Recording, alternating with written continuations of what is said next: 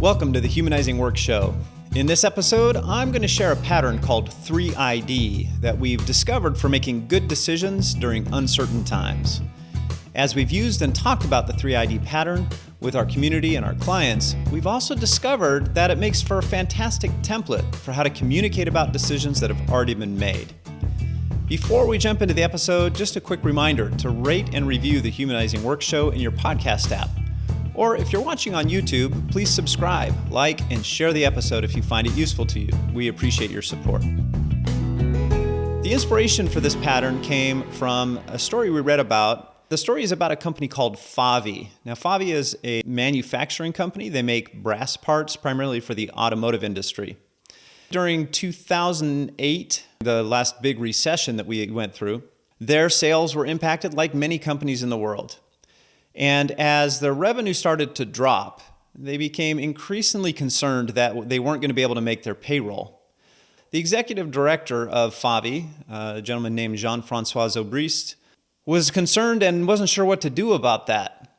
Now, of course, they could lay people off, but that would be a challenge for Favi because when Zobrist took over as the leader of that company, he brought in a completely different mindset. Prior to Zobrist's tenure there, Favi had been a pretty traditional blue-collar manufacturing company. They had about 300, 400 employees at the time.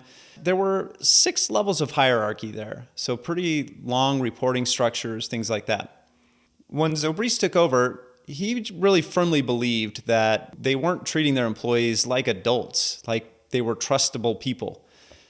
And so when he took over, he decided that he was going to change the culture of Favi to a culture where people treated each other like they trusted them, like they respected them.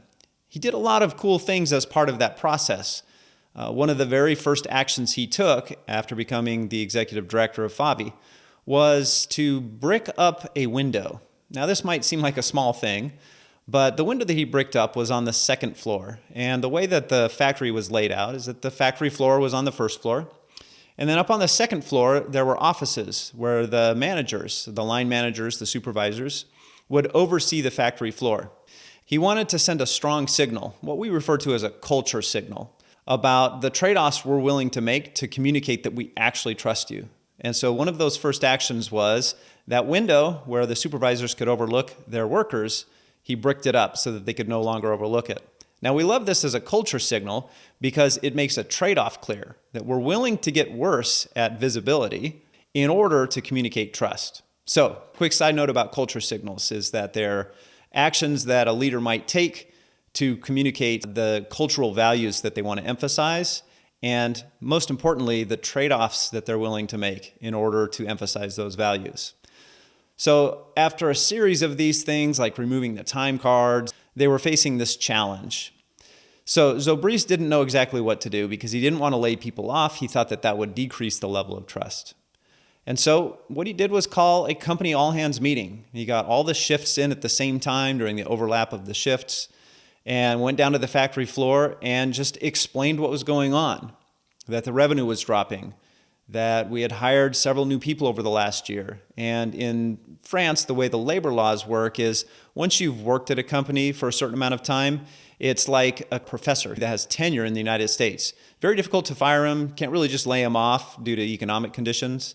And so what Zobrist knew and everybody else at the company knew is that if they had to lay people off, that meant they were going to lay off their newest workers, the people that had only been working there for less than a year. So he communicated this.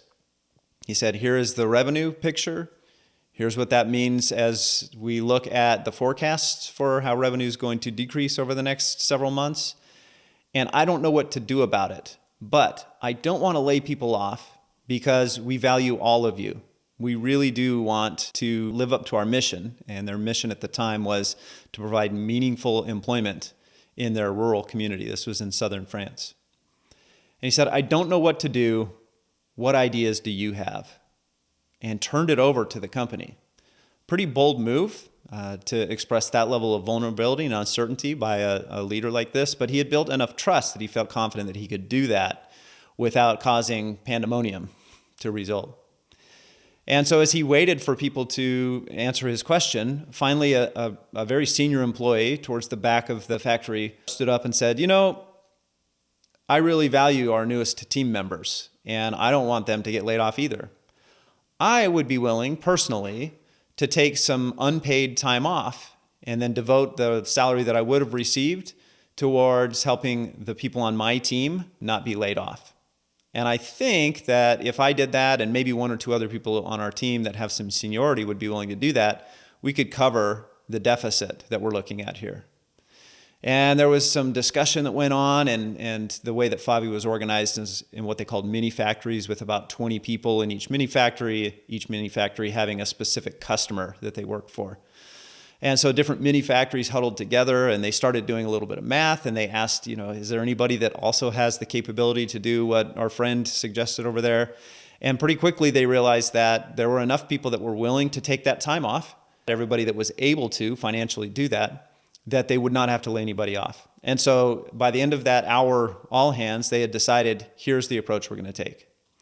So this specific example was really inspiring to me. And as I started to think about it, I realized that there's this pattern that we've seen with other really effective leaders, this 3ID pattern. So let me explain the pattern there. The 3ID means there are 3 I's followed by the D. The D is the decision. So the first I is when we're trying to make a decision like this, we start with the context, what we're going to call information. What information is available? Why are we making a decision here? For Favi, that was, here's the revenue picture, not only globally, not only in our industry and with our customers, but also here is the revenue picture for our company. We're going to have a deficit here. We don't have enough to pay everybody at our current rates. That's the context. And so Zobrice shared that information. That's the first I, information. The second I is inspiration. Inspiration is, what principles will we use to make a good decision for us here? Now, for Favi again, this was the inspiration of, we want to treat each other like we trust each other, and we want to fulfill our mission to provide meaningful employment in our rural community here. How can we address the challenge presented in that information while staying true to our principles for what good decisions are in our context? So that's the second I in inspirations. We got information, inspiration. The third I then is an invitation. And the invitation asks the question, how do we bring as many perspectives to bear on this situation as possible? When we're looking at how we extend the invitation, we're going to consider things like who might have good insight or ideas. Who might be impacted by the decision? How could we involve them in co-creating a good outcome here? Now, a little bit about invitation, because in a company the size of Favi, Zobrice was able to extend the invitation to the entire company while still making a timely decision. That might not be the case at scale. And so sometimes we can't effectively extend the invitation as broad as we would like to if there is high urgency in making a decision here, which we'll talk about in a moment. So, given our time constraints for making a good decision, how do we extend that as broadly as possible? So that's the third I, invitation. So we've got information, inspiration, invitation. And then finally, the decision. What will we do? This seems pretty straightforward. We actually reach a decision. But one thing that I would add here is that in a conversation like this where we're trying to make a decision, we'd recommend that you share how a decision will be made ahead of time. So is this a situation where there is a leader who will make the final decision, but this leader wants to invite as many perspectives as possible prior to them making the decision? So that would be one possible way to make a decision. So decide how you will decide. Now, the decision might not take that process. There might be a group that will make a decision in some way. It might be we're not going to make a decision unless we get to complete consensus on this. There are different pros and cons to all these different decision-making models. But clarifying that up front is super valuable. So explain how you will make a decision given the context. So let me share a recent example of how we use this at our company. Over the last year or so, the Humanizing Work company has been considering developing a new offering for line and middle managers, which is a new target market for us. So if we were to walk this through the 3ID approach, I'll describe how we used these 4 parts, the 3ID. So information, we first considered what we would need to trade off if we were to focus here. We're a small company. We don't, like anyone else, have unlimited resources. And so a decision to do a new thing means a decision to reduce our focus in other areas. Not only that, there's an opportunity cost. If we focus on this area of management, that means we can't pursue this other opportunity. So we first talked about what we would need to trade off in order to focus. The second thing we looked at is what is the potential market size, and do we have good channels into that market, or will we need to develop them? And then the third bit of information is a little bit of competitive analysis. Who's already playing in that space, and what are they offering? So this was the information that we started playing with to look at, should we move into this new market? Inspiration. The key thing for us when we were making this decision is the question that if we focus on management, does it contribute to our mission of helping organizations thrive? Does it have a major leverage point in making work more fit for humans and humans more capable of doing great work? Again, with opportunity cost trade-offs there. The second thing we considered is an internal principle, which is, can we do this without spreading ourselves too thin, without burning ourselves out? And then the third thing we thought about was, from a principle standpoint, can we use this as an opportunity to improve other business systems, to improve our approach to marketing and sales and delivery of products and services? So those were all principles that we wanted to play. We want to improve the system as we do new things. We don't want to burn ourselves out. And we want to have as much impact as possible. So those were the three principles. The invitation was relatively easy for us. Again, we have a fairly small company, but everybody in the company was invited to contribute, to examine the decision, and examine the information available, and contribute to what we do next. But we did open the discussion a little bit more broadly than that. We talked about it with some trusted clients, some partners, as well as the Humanizing Work community to get more input on that. So even if you're a small team, a small company, think about how you might extend the invitation more broadly to get more perspectives on what you're considering doing.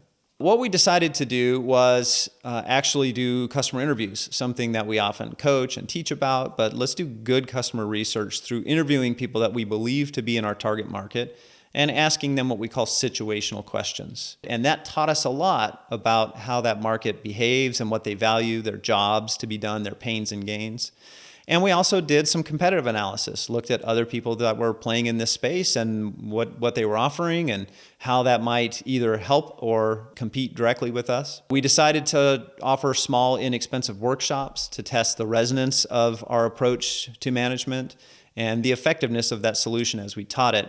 And then we started testing the offering by proposing it on calls with potential clients. So those were all decisions that we made as a result of following this 3ID pattern.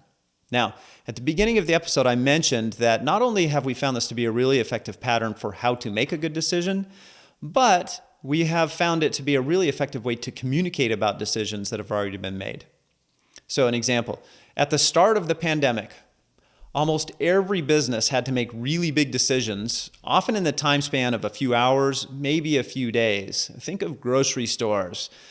Think of delivery services, restaurants. There were huge segments of the business world that had to change as a result of the pandemic. And even if they didn't use the pattern to make the decision or to extend the invitation as widely as they might have liked, we discovered that using this 3ID pattern can be a really valuable way to communicate the result of a decision. So as you're using this to communicate, a couple of points on each of the four parts of this. When you're communicating information, make sure that you clarify the context that caused us to make a decision. We have the curse of knowledge once we've dove into an idea, a decision, and we start to forget that we didn't know those things when we started to consider it. So it's really important to get really clear yourself on how you'll communicate. Why did we need to make the decision? What information did we consider? What were we aware of? Right? So that may feel like repetitiveness, but for somebody that you're communicating to, it will be new information and useful information.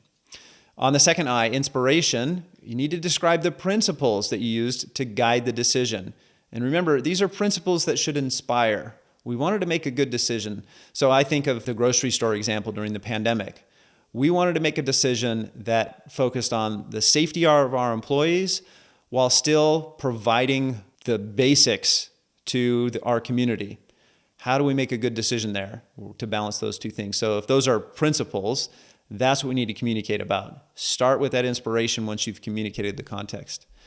Then, even if you weren't able to extend the invitation as broadly as you would like, I think it's important to share who was involved in contributing to the decision and why them.